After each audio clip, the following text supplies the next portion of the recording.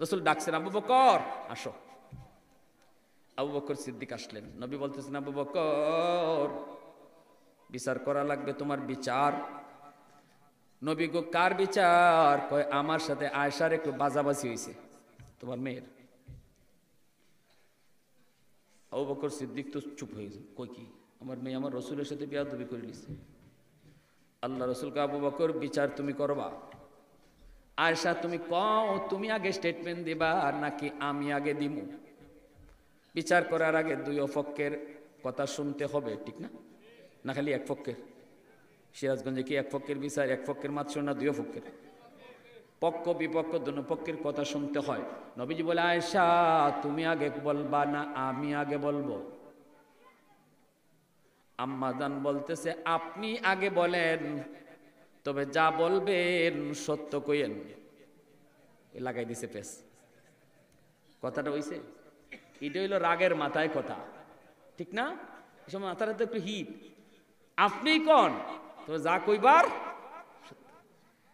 কথাটা এত ভারী, এত হিট, নবীজি হজম করে ফেলছেন, কিন্তু আবু বকর সিদ্দিক হজম করতে পারেন নাই। সিদ্দিক আকবরী হজম করতে পারেন নাই, মেয়ের কথাটা হজম করতে পারেন নাই। আবু বকর সিদ্দিক গুসায় চেহারা লাল হয়ে গেল, বডিটা ফুলে গেল, হাতটা বেরিয়ে আসলো। মনে মনে কইতেছে, মেয়ে তুই কইলি কি, মা তুই কইলি কি? আমার নবী জীবনে কোনোদিন মিথ্যা বলেন নাই, এই সার্টিফিকেট আবু জাহেলাও দিছে, ঠিক না? জোরে কও। মক্কার কাফিররা এই সার্টিফিকেট দিয়েছে, আর তুই কিনা কইলি আমার রসুল যেন আজকে সত্য বলে, কইলি কি? এই কথা বইলি সিদ্দিক এমন জুড়ে মেয়েকে একটা চর মারলেন বিচার পরে। বিচার এমন জুড়ে একটা চর মারলেন গালের মধ্যে, আম্মাজান চোর খাইয়া গুইরে গুইরে গুইরে গুইরে মাটিতে পড়ে গেলেন।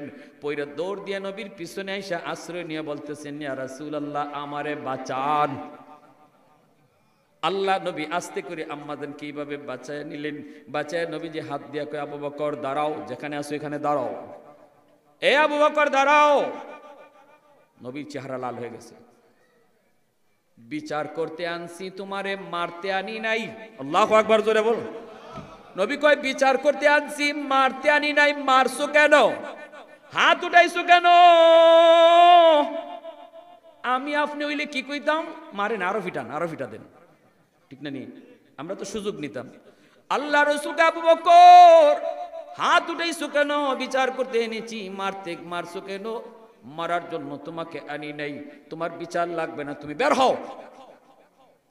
আল্লাহ নবী সিদ্দিক আকবরকে ঘর থেকে বের করে দিলেন ধমক দিয়া। সিদ্দিক আকবর তিনি ঘরের বাহিরে চলে আসলেন। এইবার আম্মাজান নবীর পিছনে যায় ভয়ে কাঁপতেছেন, বাপের ডরে কাঁপতেছেন। বাপে একটা দিছে, আরেকটা দেওয়ার লাগে রেডি হচ্ছিল, পিছনে এসে কাঁপতেছে। নবীজি এইভাবে ঘুরছেন, ঘুরে নবী মুস্কি হাসি দেখে, আয়েশা কি খবর? আয়েশা কি খবর? ডাকমনি আবার ইয়া রাসূলুল্লাহ আমার ভুল হয়েছে নবী, আমি দোষ করছি, মাফ করে দেন। এখন দুইজনে হাসতেছে। দুইজনে হাসির আওয়াজ শুনে আবু বকর সিদ্দিক আবার ঘরের ভিতরে ঢুকছে। ঢুকে সিদ্দিকও হাসতেছে। আবু বকর হাসিয়া কই, এটা কেমন জাতের বিচার বুঝলাম না। আনলেন বিচার করার জন্য, এখন দুইজনে হাসে। নবীজি বুঝাইছেন সংসার জীবন কেমনে চালাইবা। সেই আবু বকর সিদ্দিক আর ওমর যখন নবীজির কাছে আসলেন, নবীকে বলতেছেন, ইয়া রাসূলুল্লাহ নবী গো জীবনের নেকি বদলা বদলি করতে চাই গো নবী। আল্লাহ নবী কই বলো। সিদ্দিক বলে, ওমর তার জীবনের সব নেকি আমাকে দিয়ে দিবে, বিনিময়ে আমার জীবনের সব নেকি চায় না, আমার জীবনের এক রাতের নেকি ওমরে চায়। ওগো নবী আমি নিজেও জানি না ওই রাতের নেকি আমার কি পরিমাণ হয়েছে, এজন্য আপনার কাছে জানতে এসেছি। নবীজি তখন বলেন, সেটা কোন রাতের কথা? ওমর বলতেছে, বলো। সিদ্দিক বলি, ইয়া রাসূলুল্লাহ সেই রাতটা হলো যেই রাতে আমি আপনার সাথে হিজরত করেছিলাম গো নবী। ওই হিজরতের রাতের নেকিটা ওমর নিতে চায়, বিনিময়ে আমাকে জীবনের নেকি সব দিতে চায়। আল্লাহ নবী কয়, আবু বকর বদলা বদলি করবা কি করবা না? পাল্টা পাল্টি করবা কি করবা না? আমি কিছু বলবো না, কারণ তোমরা দুজনই আমার শ্বশুর।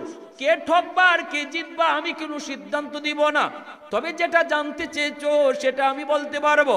ওই রাতে তোমার কি পরিমাণ নেকি হয়েছে সেটা যদি তুমি জানতে চাও তাহলে শোনো রে আবু বকর, তোমার ওই এক রাতের নেকি যদি এক পাল্লায় রাখা হয়, আর উমর সহ গোটা উম্মতের নেকি যদি এক পাল্লায় রাখা হয়, তবুও তোমার এক রাতের নেকির পাল্লা ভারী হয়ে যাবে।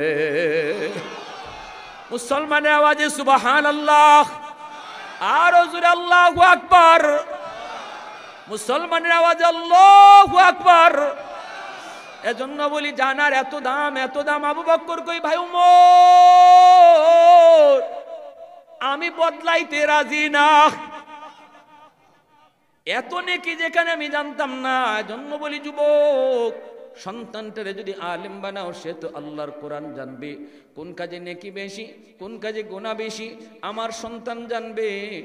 মা ঘরের ভিতরে মা সন্তানের কারণে দিনদার হবে, কিয়ামতের ময়দানে আল্লাহ পাক নূরের মুকুট লইয়া দাঁড়ায়া থাকবে, নূরের মুকুট লইয়া আল্লাহ দাঁড়ায়া থাকবে আর বলবে কই মা কই বাবা। নবীর মা নবীর বাবা ঈশা কইব আল্লাহ আমি অমুক নবীর আম্মা অমুক নবীর আব্বা। আল্লাহ বলবেন আমি কোন নবীর মাকে বাবাকে খুঁজি না। সাথে সাথে একজন হাফেজে কোরআনের মা, আলেমের মা, আলেমের বাবা, হাফিজ সাহেবের বাবা এসে কইব আল্লাহ আমি অমুক হাফিজ সাহেবের আম্মা অমুক হাফিজ সাহেবের আব্বা অমুক মুফতি সাহেবের আব্বা অমুক আলেমের আম্মা। আল্লাহ বলবেন আমি তো তোমাদেরকে খুঁজতেছি। মান ক্বারাআল কুরআন ওয়া আমিলা বিমা ফীহি উলবিসা ওয়ালিদাহু তাজান ইয়াউমাল কিয়ামাহ দাউহু আহসানু মিন দাউইশ শামস। এজন্য ভাইরা বন্ধুরা, আল্লাহ পাক ওই দিন হাফেজে কোরআনের মা বাবার মাথায় আল্লাহ নিজের হাতে পাগড়ি পরাবে। আজকে যেই সন্তানগুলার মাথায় আপনারা পাগড়ি পরাইছেন, পাগড়ি পরাইছে দুনিয়ার মানুষ, আর এই বাচ্চাগুলার বাপ মার মাথায় পাগড়ি পরাইবেন আল্লাহ নিজের হাতে। আল্লাহর হাতে পাগড়ি পরার ইচ্ছা কার কার আছে একটু হাত উঠে আল্লাহকে দেখাও, দুই হাত উঠে দেখাও। আল্লাহ তুমি কবুল করো, জোরে বলি আমিন, আরো জোরে বলো আমিন। দুনিয়া তো আপনার সন্তান, সন্তানের কারণে মানুষজন আপনারে ডাকতো হাফেজ সাহেবের আব্বা, ও মুফতি সাহেবের আব্বা, ও মাওলানা সাহেবের আব্বা, ও মুহাদ্দিস সাহেবের আব্বা। হাসরের মাঠে আল্লাহ আপনার নাম ধরে ডাক দিবে না, আল্লাহ ডাক দিবে ও মুফতি সাহেবের আব্বা। আল্লাহু আকবার জোরে কোন একখান হাদিস কইমু, এই হাদিসটা শুনলে আপনারা বুঝবা কি কইছে রসুল, রসুল কি সুসংবাদ দিয়া গেছে। মনোযোগ আছে কার কার একটু দেখান হাত উঠে। আল্লাহ কবুল করো, জোরে কোন আমিন। মুসাফির হিসাবে আমি হাদিসটা শুনাইবার আগে আপনাদের কাছে একটা আবদার। আমার নবীর বাগান, এটা মাদ্রাসা, এই নবীর বাগানে দিল খুল্লা আল্লাহ যেন আপনার আওলাদ থেকে হাফেজ আলেম কবুল করে, এই নিয়তে একজন ভাই হিম্মত করে বলেন হুজুর ইনশাআল্লাহ আমি এই মাদ্রাসায় 10,000 টাকা দিব। আল্লাহ যেন দানের উসিলায় আল্লাহ আমার আওলাদ থেকে একজন কোরআনের হাফেজ কবুল করে, আল্লাহ যেন আমার বংশ থেকে একজন আলেম মুফতি মুহাদ্দিস কবুল করে। একজন ভাই হিম্মত করে বলেন মাশাআল্লাহ। কি নাম, কি নাম, নামটা বলেন।